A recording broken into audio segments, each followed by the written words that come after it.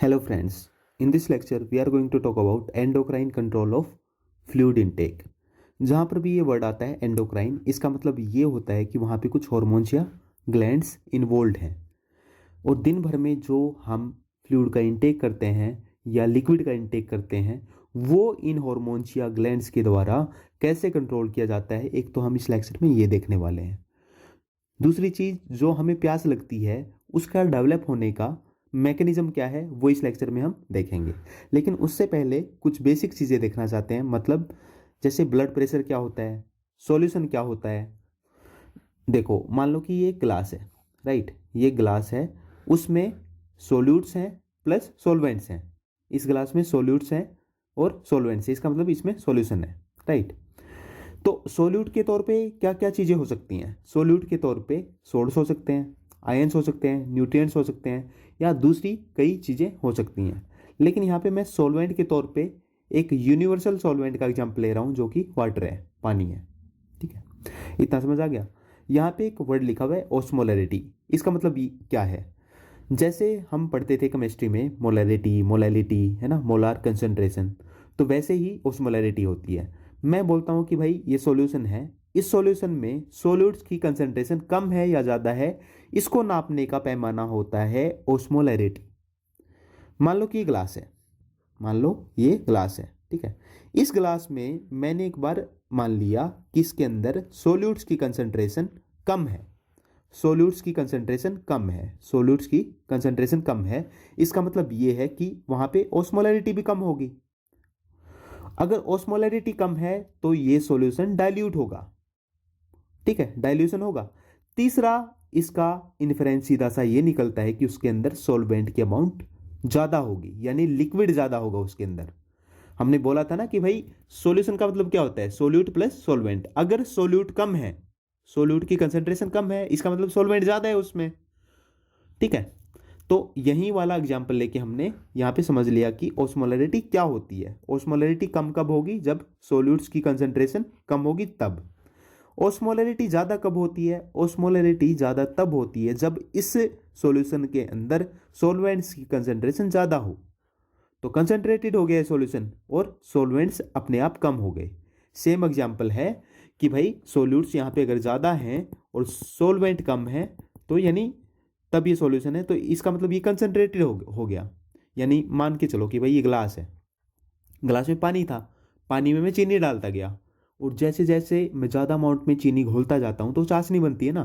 तो उसका मतलब ये होता है कि भाई उसके अंदर सोल्यूट यानी चीनी की कंसंट्रेशन ज़्यादा हो रही है और पानी की कंसंट्रेशन कम होती है, मतलब अमाउंट है कम होती जा रही है।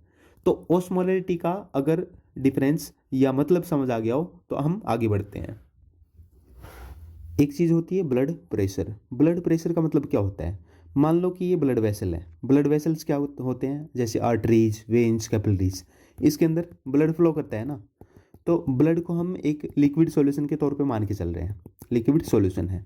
तो ब्लड प्रेशर इंक्रीज कब होगा? इंक्रीज का मतलब ये होता है कि भाई उसके अंदर लिक्विड का वॉल्यूम एक तो ज़्यादा है, लिक्विड का वॉल्यूम ज़्यादा है, दूसरा उसकी स्पीड ज़्यादा है, ठीक है। तब बोलेंगे कि भाई इस ब्लड वेसल के थ्रू ब्लड का प्रेशर हाई है, ब्लड प्रेशर इंक्रीज्ड है क्योंकि ब्लड की वॉल्यूम ज़्यादा है और ब्लड की स्पीड ज़्यादा है। तो ये कॉन्सेप्ट होता है ब्लड प्रेशर का। अच्छा, इसके बाद एक और चीज़ देखते हैं, एक्स्ट्रा सेल्यूलर फ्लूइड। इसका नाम सुना है? देखो, जो एक्स्ट्रा सेल्यूलर फ्लूइड होता है वो वाला फ्लूइड होता है जो सेल के बाहर होता है। जैसे मान लो कि ये सेल्स हैं, ये क्या है? सेल्स हैं। सेल्स के बाहर जो फ्लूइड होता है उसको हम एक्स्ट्रा सेल्यूलर फ्लूइड बोलते हैं, ठीक है, उसको एक्स्ट्रा सेल्यूलर फ्लूइड बोलते हैं। अगर हम एक्स्ट्रा सेल्यूलर फ्लूइड की बात करें तो उसका एक ब्लड एग्जाम्पल है। जो जो ब्लड कैपिलरीज हैं, ब्लड वेसल्स हैं, ब्लड वेन्स हैं, आर्टरीज हैं, उनके थ्रू जो लिक्विड सॉल्यूशन फ्लो होता है उसको हम एक एक्स्ट्रा सेल्यूलर फ्लूइड की तरह मानते हैं। क्यों मानते हैं? क्योंकि ये एक वेसल है, रेड कलर में क्या बनाई हुई है? ब्लड वेसल है। मान लो कि आर्टरी या वेन है, इसके थ्रू होके जा रही हैं। एक तो लाल वाली जो सर्कल दिखाई दे रही है क्या चीज़ है? आरबीसीज है। वाइट वाली है ये क्या है? डब्ल्यूबीसीज हैं। ये ब्लू में बना रखी है, मान लो प्लेटलेट है। ये फ्लो हो रही है इससे इस डायरेक्शन में। तो ये अपने आप में तो सेल्स है ना, सेल्स के सराउंडिंग में एक प्लाज्मा नाम की एक लिक्विड होती है। तो यानी सेल के बाहर का जो स्पेस होता है, जो बाहर की लिक्विड होती है, उसको हम एक्स्ट्रा सेल्यूलर फ्लूइड बोलते हैं। तो ब्लड भी उसका एक एग्जाम्पल हो गया ना, एक्स्ट्रा सेल्यूलर फ्लूइड का एग्जाम्पल हो गया ब्लड। तो जो अपनी बॉडी में एंडोक्राइन कंट्रोल होता है फ्लूइड इनटेक का, वो एक नेगेटिव फीडबैक होम्योस्टैटिक मैकेनिज्म है। इसका मतलब ये क्या है, जैसे हम पानी पीते हैं, हम पूरे दिन में पानी पीते हैं, तो पानी कितना पी पाते हैं, एक लिमिट होती है ना उसकी। ज़्यादा पी गए तो तब एक नेगेटिव मैकेनिज्म आता है बॉडी में कि भाई और मत पियो। तो इस चीज़ के मैकेनिज्म को बोलते हैं नेगेटिव फीडबैक होम्योस्टैटिक मैकेनिज्म। तो जो स्टिमुलाई हैं जो रेगुलेट करते हैं इस सिस्टम को या थ्रस्ट को, वो दो होते हैं। एक तो होता है ओस्मोलैरिटी, दूसरा intravascular volume of blood. Osmolarity का हमने पीछे डिस्कस किया था। Osmolarity of ECF means extra cellular fluid, दूसरा intravascular volume of blood. Intravascular का मतलब ये होता है कि भाई जो ब्लड वेसल्स है ना, वेन्स, आर्टरीज, उसके अंदर जो वॉल्यूम है ब्लड का वो कितना है, वॉल्यूम मतलब उसकी अमाउंट कितनी है। तो अपनी बॉडी में इन दोनों चीज़ों को सेंस करने के लिए कुछ रिसेप्टर्स होते हैं। जो ओस्मोलैरिटी होती है बॉडी की, जो बॉडी की ओस्मोलैरिटी होती है, उसको सेंस करने के लिए बॉडी में होते हैं ओस्मो रिसेप्टर्स।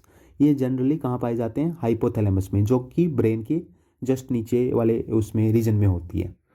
दूसरा जो इंट्रावेस्कुलर फ्लूइड है, इंट्रावेस्कुलर ब्लड जिसकी हम बात कर रहे हैं, उसका जो वॉल्यूम है वो किसके द्वारा सेंस किया जाता है। एक तो होते हैं मैकेनो रिसेप्टर, दूसरे होते हैं बैरो रिसेप्टर्स। बैरो रिसेप्टर्स प्रेशर को सेंस करते हैं, मैकेनो रिसेप्टर्स ये वॉल्यूम को फील करते हैं या सेंस करते हैं।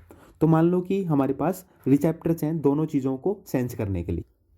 अब हमने ये तो बता दिया कि भाई ओस्मोलैरिटी के लिए, ओस्मोलैरिटी जांचने के लिए या सेंस करने के लिए हाइपोथैलेमस में रिसेप्टर होता है। लेकिन जो इंट्रावेस्कुलर वॉल्यूम ऑफ ब्लड है उसको नापने के लिए जो मैकेनो रिसेप्टर और बैरो रिसेप्टर होते हैं, वो होते कहाँ पे हैं, ये मिलते हैं अपने हार्ट में, किडनी में और एड्रिनल ग्लैंड में। तो ये रिसेप्टर्स इन तीनों जगह पे या बॉडी में किसी और ऑर्गन्स में भी हो सकते हैं, मेनली इन तीनों जगह पे होते हैं। तो यहाँ पे रिसेप्टर्स होते हैं। ये रिसेप्टर सेंस करके किस किस चीज़ को सेंस करते हैं, एक तो भाई सिस्टम में जो सिस्टेमिक आर्टेरियल प्रेशर होता है उसको फील करते हैं, एक तो सेंस करते हैं। स्ट्रोक वॉल्यूम घटा है या बढ़ा है उसको सेंस करते हैं। रीनल परफ्यूजन कितना है उसको सेंस करते हैं। मोटा मोटी बात ये है कि भाई जो मैकेनो रिसेप्टर और बैरो रिसेप्टर हैं ये सेंस करते हैं अगर ब्लड के वॉल्यूम में कोई डिक्रीज हुआ है तो, या कि ब्लड के प्रेशर में कोई डिक्रीज या इंक्रीज हुआ है तो। ठीक है, मैकेनो रिसेप्टर्स का यही काम है। बाद में रिस्पॉन्ड कैसे करते हैं, रिस्पॉन्स तो यही होगा ना भाई, अगर प्रेशर कम हो गया तो प्रेशर बढ़ाओ, प्रेशर कम हो गया तो प्रेशर बढ़ाओ। और अगर पानी की अमाउंट कम हो गई है, पानी की अमाउंट कम हो गई है बॉडी में, तो उसको भी बढ़ाओ। तो अल्टीमेटली अपने में थ्रस्ट मैकेनिज्म का डेवलपमेंट होता है। अगर हम जनरल सेंस में बात करें कि हम पूरे दिन में पानी कितना पीते हैं या कि लिक्विड का इंटेक कितना करते हैं, तो पूरे दिन में हम लिक्विड का इंटेक करते हैं 2.5 लीटर ए डे। एक दिन के अंदर 2.5 लीटर के आसपास हम लिक्विड का इंटेक करते हैं। वो किस फॉर्म में आता है, जो टोटल हम खाना खाते हैं, जैसे सब्जी खाई उसके अंदर लगभग अमाउंट जितनी हम इंटेक करते हैं फ्लूइड की 0.7 ml, और जो पानी पीते हैं डायरेक्टली वो 1.5 ml के अराउंड मान लो, तो 2.2 ml तो इसके 2.2 लीटर तो ऐसे हो गया। ठीक है, और जो अपनी बॉडी में मेटाबॉलिक एक्टिविटीज चल रही हैं, जैसे ग्लाइकोलिसिस हो रहा है या कोई और प्रोसेस चल रही है, उसमें जनरेट होता है 300 ml के आसपास पानी। तो 2.5 प्लस 0.3 लीटर, 2.2 लीटर और 0.3 लीटर टोटल मिला के कितना हुआ, 2.5 लीटर डे हो गया। तो ये टोटल कंज्यूम करते हैं हम। लेकिन अपनी बॉडी में वाटर लॉस भी तो होता है ना साइमल्टेनियसली, जैसे स्किन के थ्रू, लंग्स के थ्रू जो सांस लेते हैं ना उसके थ्रू भी वाटर का लॉस होता है, यूरिन के थ्रू पानी का लॉस होता है, फीसिस के थ्रू पानी का लॉस होता है, वो भी टोटल 2.5 लीटर डे के अराउंड है। यानी इनपुट ये हो गया और आउटपुट ये हो गया। तो अगर अपने बॉडी में होम्योस्टेसिस को मेंटेन रखना है तो output is equal to input होना चाहिए। यानी नेट प्रॉफिट की बात करें या नेट कंजम्पशन की बात करें तो इतना होना चाहिए कि न तो हमने ज़्यादा लिया बॉडी के अंदर न ज़्यादा गवाया, तो जीरो हो जाता है आउटपुट माइनस इनपुट, जीरो।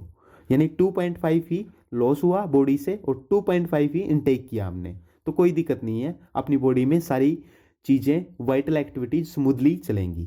ठीक है, अपनी बॉडी में जो थ्रस्ट मैकेनिज्म डेवलप होता है उसके बारे में समझते हैं। मान लो कि प्यास लगी है, यानी पानी की कमी हुई है, डिहाइड्रेशन हो गया बॉडी में। तो डिहाइड्रेशन यानी पानी की कमी है, पानी की कमी यानी पानी क्या है, सॉल्वेंट है। और सोल्यूट्स की कंसंट्रेशन मतलब ज़्यादा बढ़ गई है बॉडी में, सोल्यूट्स की कंसंट्रेशन ज़्यादा है और पानी की कम है। इसका मतलब क्या है, ब्लड की ऑस्मोलैरिटी इंक्रीज हो गई है। और इस ऑस्मोलैरिटी को, इंक्रीज हुई हुई ऑस्मोलैरिटी को कौन सेंस करता है, हाइपोथैलेमस में क्या होते हैं, ऑस्मोरिसेप्टर्स होते हैं। और वो ऑस्मोरिसेप्टर्स क्या करेंगे, अल्टीमेटली जो ब्रेन में हायर सेंटर्स हैं, हाइपोथैलेमस भी ब्रेन का पार्ट मानते हैं ना, उसके ऊपर और भी सेंटर्स होते हैं ब्रेन में, वो अपनी जो स्लाइवेशन है माउथ में उसको कम कर देते हैं। जैसे ही स्लाइवेशन कम हुई, अपना ब्रेन जो माउथ है वो कैसा दिखने लग गया, हमें ड्राई माउथ सेंस होएगा कि भाई प्यास लगी हुई है और मुंह सूखा हुआ है। तो हमें एहसास होगा भाई हमें पानी पीने की आवश्यकता है, सेंस ऑफ थ्रस्ट यहाँ पे डेवलप हो गया। ठीक है, और प्यास लगने के बाद हमने पानी पिया, इंजेक्शन ऑफ वाटर, उससे क्या हुआ, अपने माउथ में पानी गया। और पानी को सेंस करने के लिए कि भाई कुछ हमने पिया है, उसको सेंस करके अपनी बॉडी रिस्पॉन्ड करती है, भाई हाँ ठीक है अब कूल हो गया, और जो अपना माउथ था सूखा हुआ वहाँ पे लिक्विड चला गया। तब हमें एहसास होता है कि भाई अपनी प्यास मिट गई है। ठीक है, ये शॉर्ट टर्म के लिए होता है। ओके, दूसरा, जब पानी स्टमक में जाता है और इंटेस्टाइन में जाता है, इसको भी short term inhibition of thirst बोलते हैं। लेकिन अल्टीमेटली जैसे पानी पिया हमने, माउथ में गया, माउथ के बाद इसोफेगस में गया, फिर स्टमक में गया, स्टमक में जाने के बाद इंटेस्टाइन में जाएगा, और इंटेस्टाइन में होती है रीअब्जॉर्प्शन, पानी का अब्जॉर्प्शन होता है। और जैसे ही पानी का अब्जॉर्प्शन हुआ वो ब्लड में चला गया, और जैसे ही ब्लड में गया ये अल्टीमेटली ब्लड को रिहाइड्रेट कर देगा, और जैसे ही रिहाइड्रेशन हुआ ये long term inhibition of thrust हो गया। ठीक है, तो एक विंग इस फ्लो चार्ट की हमें समझ आ गई। दूसरा यहाँ पे क्या लिखा हुआ है, जब डिहाइड्रेशन होती है उसका मतलब ये होता है कि भाई ब्लड का जो प्रेशर है और वॉल्यूम है कम हो गया है, और कम हुआ है जो ब्लड का वॉल्यूम और प्रेशर, उसके रिस्पॉन्स में रिलीज होता है अपनी किडनी से रेनिन, जो ग्लोमेरुलस होता है वहाँ से रिलीज होता है रेनिन। और रेनिन अल्टीमेटली जो ब्लड में एंजियोटेंसिन होता है उसको एक्टिवेट करता है, और अल्टीमेटली कन्वर्ट कर देता है एंजियोटेंसिन 2 में। और एंजियोटेंसिन 2 एक्ट करता है डायरेक्टली जाके हाइपोथैलेमस में ऑस्मोरिसेप्टर्स के ऊपर, और ऑस्मोरिसेप्टर्स अपना मैसेज भेजते हैं हायर ब्रेन सेंटर्स में, और ब्रेन अपने माउथ को या अपनी जो स्लाइवेशन होती है वहाँ पे स्लाइवेशन को रिड्यूस कर देता है। और तब हमें एहसास होता है कि भाई हमें प्यास लगी हुई है, और फिर से वही जो फ्लो चार्ट है वो फॉलो करेगा, हम पानी फिर पिएंगे, उसके बाद रिहाइड्रेशन होगा लॉन्ग टर्म के लिए। ये long term regulation of thrust है, और ये दोनों के दोनों ग्रीन में दिखाए गए हैं, short term inhibition of thrust है। जो बॉडी में endocrine control of fluid intake है वो मेनली इन ऑर्गन्स द्वारा कैरी आउट किया जाता है। यहाँ पे क्या बनाया हुआ है, हाइपोथैलेमस, यहाँ पे बनाया हुआ है हाइपोथैलेमस। दूसरा क्या बनाया हुआ है, लीवर। तीसरा एड्रिनल ग्लैंड। चौथा हार्ट। और पांचवा यहाँ पे नीचे क्या डायग्राम बनाया हुआ है, ये किडनी का डायग्राम है, किडनी में नेफ्रॉन्स का डायग्राम है। ठीक है, तो एक छोटा सा मैकेनिज्म यहाँ पे समझने की कोशिश करते हैं। सबसे पहले मान लो कि ये जो रेड में बनाई गई है ना, ये रेड में एक ब्लड वेसल है, बड़ी ब्लड वेसल है, और ये कनेक्ट कर रही है जो आर्ट्रियोल्स होते हैं उसको, जो एफरेंट आर्ट्रियोल्स होते हैं और इफरेंट आर्ट्रियोल होते हैं उससे कनेक्ट करती है ये। ठीक है, इतना समझ आ गया। तो इसमें ब्लड फ्लो हो रहा है, इसमें क्या हो रहा है, ब्लड फ्लो हो। तो ये जो इस ब्लड वेसल है इसके थ्रू ब्लड फ्लो हो रहा है, और ब्लड फ्लो अल्टीमेटली यहाँ पे ग्लोमेरुलस में भी तो आता है। और ये जो यहाँ पे ये डायग्राम बनाया हुआ है इस चीज़ को बोलते हैं बोमन कैप्सूल। ठीक है, तो यानी जो ब्लड यहाँ से आएगा वो छन के जो उसके कंटेंट हैं वो इस बोमन कैप्सूल में आ जाते हैं, और जो फिल्ट्रेट होता है वो अल्टीमेटली इस पीसीटी यानी प्रोक्सिमल कॉन्वोलेटेड ट्यूब्यूल्स, और डीसीटी होता है डिस्टल कॉन्वोलेटेड ट्यूब्यूल्स, और एलओएच क्या होता है, लूप ऑफ हेनले। और यहाँ पे लास्ट में क्या बनाया हुआ है, सीटी, जो ट्यूब दिखाई दे रही है ना, ये वाले जो ट्यूब दिखाई देती है इसको बोलते हैं कलेक्टिंग डक्ट। और जो यहाँ पे येलो कलर से दिखाई दे रही ये भी ब्लड वेसल ही है। ठीक है, तो अब देखो जैसे फिल्ट्रेट इस जो पीसीटी होता है उसके अंदर से घूम रहा है, अल्टीमेटली यहाँ पे कौन सी प्रोसेस होती है, यहाँ पे रीअब्जॉर्प्शन की प्रोसेस होती है। किसी किस चीज़ का रीअब्जॉर्प्शन होता है, क्योंकि देखो ब्लड में क्या क्या चीज़ें थी, ब्लड में ब्लड सेल्स थी, जैसे आरबीसी, डब्ल्यूबीसी, प्लेटलेट्स, और कुछ न्यूट्रिएंट्स भी थे, और कुछ टॉक्सिक चीज़ें भी थी। और टॉक्सिक चीज़ों को छानने के लिए क्या करता है, ब्लड अपना फिल्ट्रेशन करवाता है यहाँ पे, और बोमन कैप्सूल के थ्रू यहाँ पे फ्लो होता है उस फिल्ट्रेट का, और आरबीसी और जो सेल्स थी और बड़े बड़े पार्टिकल्स थे वो इसके अंदर ही रह जाते हैं। लेकिन जब फिल्ट्रेशन होता है वो ये थोड़ी देखेगा अभी टॉक्सिक चीज़ को मैं छान के लेके जा रहा हूँ या अच्छी चीज़ को।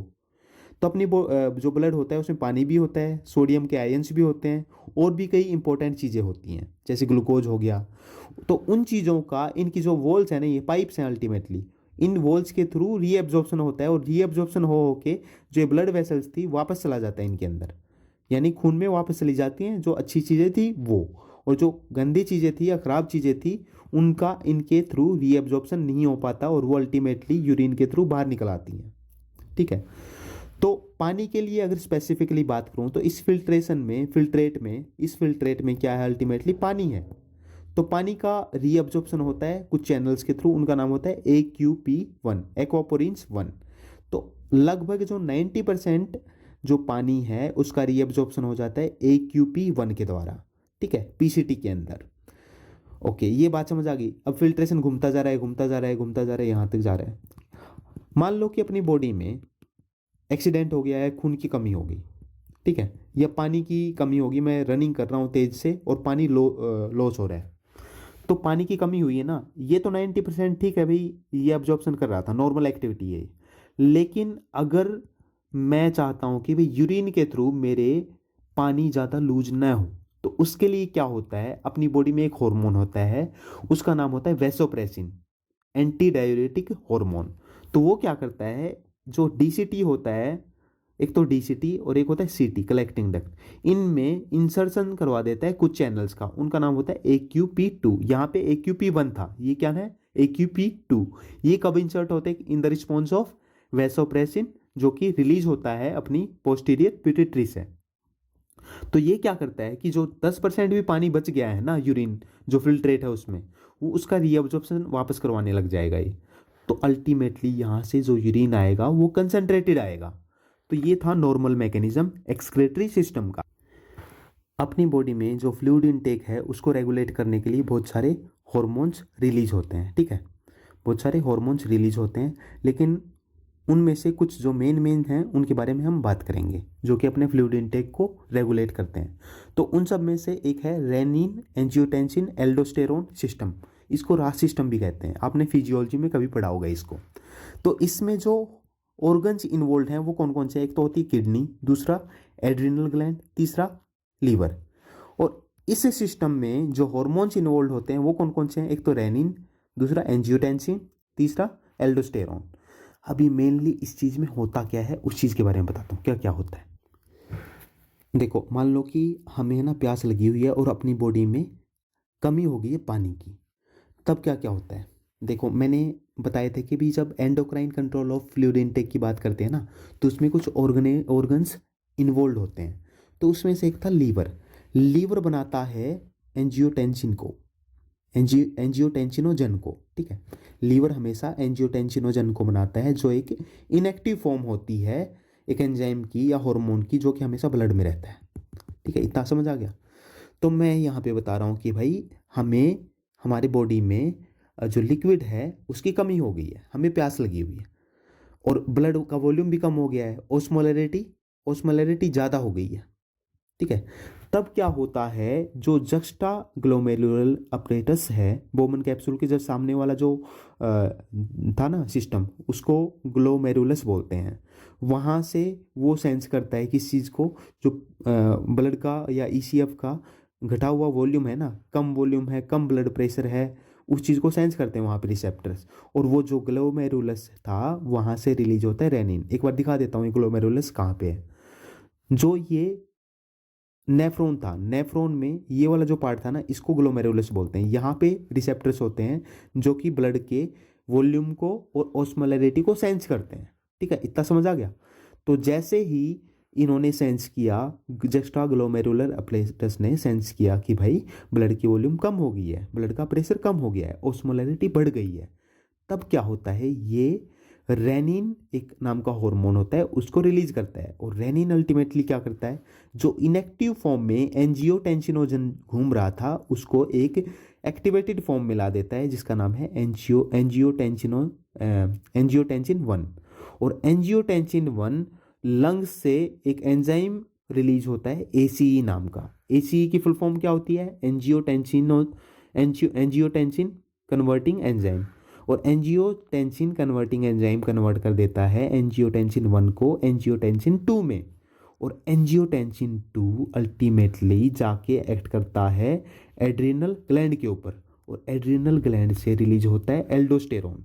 और एल्डोस्टेरोन अल्टीमेटली किसके ऊपर जाके एक्ट करेगा, किडनी के ऊपर। और किडनी के ऊपर जाके क्या एक्ट करता है, किडनी के ऊपर जाके एक्ट करता है कि भाई ये जो सोडियम आयंस का रीअब्जॉर्प्शन था उसको इंक्रीज करवा देता है। Increase the sodium ion reabsorption by kidney tubules and increased CL reabsorption. ये जो क्लोरीन आयंस है उनका भी रीअब्जॉर्प्शन स्टार्ट करवा देता है। और जैसे ही सोडियम और क्लोरीन यानी यहाँ की बात हो रही है, सोडियम और क्लोरीन वापस से रीअब्जॉर्प्शन आना स्टार्ट हो गया, और सोडियम और क्लोरीन कहाँ पे चले गए, ब्लड में। जो सोडियम और क्लोरीन है ना, सोडियम और क्लोरीन की एक प्रॉपर्टी होती है कि जहाँ पे भी ये होंगे ना पानी को खींचेंगे बाहर से, पानी को खींचेंगे। तो अल्टीमेटली क्या हुआ है, बाहर से पानी को खींचने लग गए।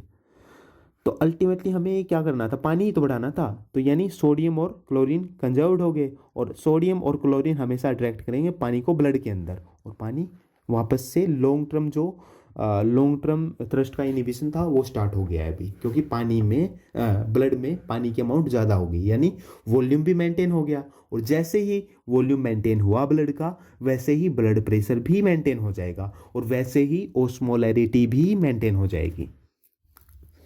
एक दूसरा हार्मोन होता है एल्डोस्टेरोन, जिसके बारे में हम पीछे भी देख चुके हैं। अल्टीमेटली इसका काम क्या होता है, सोडियम जो कंसंट्रेशन है उसको ब्लड में इंक्रीज करना, ठीक है। और जैसे ही ब्लड में सोडियम की और क्लोरीन की कंसंट्रेशन बढ़ जाएगी, वैसे ही पानी वापस खिंच के आने लग जाएगा ब्लड के अंदर, और अल्टीमेटली फिर से अचीव हो जाएगी ओस्मोलैरिटी, ब्लड का वॉल्यूम और ब्लड का प्रेशर, ठीक है। इतनी बात समझ आ गई हमें। थर्ड जो हार्मोन होता है उसका नाम है एंटी डायूरेटिक हार्मोन, जिसको हम एडीएच भी बोलते हैं, जिसका एक और नाम है वैसोप्रेसिन। ये कहाँ से रिलीज होता है, ये जो अपना ब्रेन होता है ना, ब्रेन के जस्ट क्या होता है नीचे, हाइपोथैलेमस के जस्ट नीचे क्या होता है, पिट्यूटरी ग्लैंड। हाइपोथैलेमस के अंदर बनता है ये, और डायरेक्टली रिलीज कहाँ से होता है, पोस्टीरियर पिट्यूटरी से। और पोस्टीरियर पिट्यूटरी से कब रिलीज होगा, अगर मान लो कि अपने जो बॉडी में ब्लड है, ब्लड की ओस्मोलैरिटी कम हो गई है, और ओस्मोलैरिटी को सेंस करने के लिए रिसेप्टर्स होते हैं हाइपोथैलेमस के अंदर। जैसे ही हाइपोथैलेमस ने ये सेंस किया तो ये रिलीज करना स्टार्ट कर देगा, जिसका नाम है एंटी डायूरेटिक हार्मोन। और एंटी डायूरेटिक हार्मोन का अल्टीमेटली फंक्शन ये होता है, जो हमने नेफ्रॉन की स्ट्रक्चर देखी थी पीछे, इस नेफ्रॉन की स्ट्रक्चर में जो एक्वापोरिन 2 है ना, इनको इंसर्ट करवाना इनका काम होता है। कहाँ पे पोरिन 2 को इंसर्ट करवाते हैं, एक तो ये डीसीटी के अंदर और एक सीटी के अंदर। डीसीटी यानी डिस्टल कॉन्वोलेटेड ट्यूब्यूल्स, और ये सीटी, ताकि अपना जो पानी है बॉडी का वो यूरिन की फॉर्म में ज़्यादा लॉस न हो। 10% ये रीअब्जॉर्प्शन करवा देता है पानी का ब्लड के अंदर। अभी एक लास्ट हार्मोन की बात करते हैं, नेट्री यूरेटिक पेप्टाइड। नेट्री यूरेटिक पेप्टाइड में दो आते हैं, एक तो होता है एएनपी, दूसरा होता है बीएनपी। ये दोनों के दोनों हार्मोन्स हार्ट के द्वारा रिलीज किए जाते हैं। कब रिलीज किए जाते हैं, मान लो कि अपना हार्ट है, हार्ट में अगर ब्लड का एक तो प्रेशर ज़्यादा हो जाता है हाई ब्लड प्रेशर के रिस्पॉन्स में, दूसरा हाई ब्लड वॉल्यूम के रिस्पॉन्स में, ये दोनों के दोनों हार्मोन्स रिलीज होते हैं। जो हमने पीछे बात करी ना हार्मोन्स की, एल्डोस्टेरोन, रास सिस्टम, एडीएच, इन तीनों हार्मोन्स का जो काम था ना, उसके जस्ट अपोजिट काम होता है इसका, उसके जस्ट अपोजिट काम होता है। यानी देखो, ब्लड का प्रेशर क्या है, हाई है, इसका मतलब ब्लड का वॉल्यूम भी ज़्यादा होगा, और जैसे ही ब्लड का वॉल्यूम ज़्यादा होगा यानी ओस्मोलैरिटी वहाँ पे क्या है, मतलब जो ब्लड है वो डाइल्यूटेड फॉर्म में है, ओस्मोलैरिटी वहाँ पे क्या होनी चाहिए, कम होनी चाहिए। तो उसको एक होम्योस्टैटिक या एक मेंटेन्ड या बैलेंस्ड वे में लेके आना है, तो उसके लिए हमें क्या करना पड़ेगा, जो ब्लड का वॉल्यूम है वो कम करना पड़ेगा। या ब्लड का वॉल्यूम कैसे कम करेंगे, उस ब्लड से, इस ब्लड से जो बह रहा है वेसल्स में, उससे हम थोड़ा सा पानी निकाल देंगे या लिक्विड का कंटेंट कम कर देंगे, तब इसका जो प्रेशर होता है वो कम हो जाएगा। तो अल्टीमेटली हार्ट ये एएनपी और बीएनपी को रिलीज करता है, और वो कहाँ पे जाके एक्ट करती हैं, एक तो ब्लड वेसल्स के ऊपर, दूसरा किडनी के ऊपर, ताकि जो यूरिन का फॉर्मेशन है वो ज़्यादा हो और ब्लड से थोड़ी सी पानी की क्वांटिटी कम हो जाए। अल्टीमेटली ये नाइट्रीयूरेटिक पेप्टाइड्स भी रेगुलेट करते हैं जो अपना एंडोक्राइन कंट्रोल है फ्लूइड इनटेक का वो। तो इसके बारे में मेरे हिसाब से ये इनफ इन्फॉर्मेशन हो गई है। Thank you so much.